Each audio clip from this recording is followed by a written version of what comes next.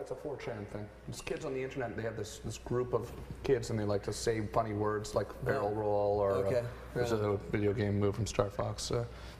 Star Fox 20. Star Fox 64. Yeah, and they've been dogging me for a year. Gotta tell you, driving me nuts actually. Sometimes I wake up in the middle of the night and I scream, 4chan! When I was 15, I found this website called Futaba Channel, and it was a Japanese forum and image board.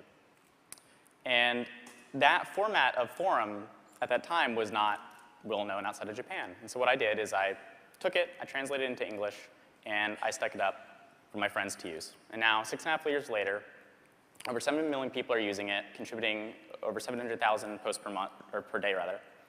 And we've gone from 1 board to 48 boards. This is what it looks like. So what's unique about the site is that it's anonymous and it has no memory. There's no archive. There are no barriers. There's no registration. These things that we're used to with forums don't exist on 4chan. And that's led to this discussion that's completely raw, completely unfiltered. And what the site's known for, because it has this environment, is it's fostered the creation of a lot of internet phenomena, viral videos and whatnot, known as memes.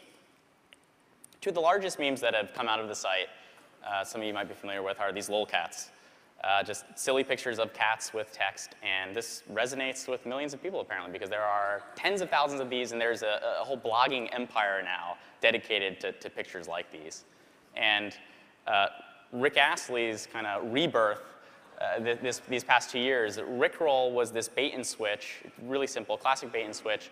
Somebody says they're linking you to something interesting, and you get an 80s pop song. That's all it was. And it got big enough to the point where there was a float last year at the Macy's Thanksgiving Day Parade, and Rick Astley pops out and rickrolls millions of people on television. There are thousands of memes that come out of the site. There are a handful that have escaped into the mainstream, the ones I've just shown you. But there are just, every day, every month, people are producing thousands of these. So to a site like this, have rules. They're the codified rules that I've come up with, which are more or less ignored by the community. And so they've come up with their own set of rules, the rules of the internet. And so there are 3 that I want to show you specifically. Rule 1 is you don't talk about B. 2 is you do not talk about B. And this one's kind of interesting. If it exists, there's porn of it, no exceptions. And I will spare you that slide. I assure you it is very true.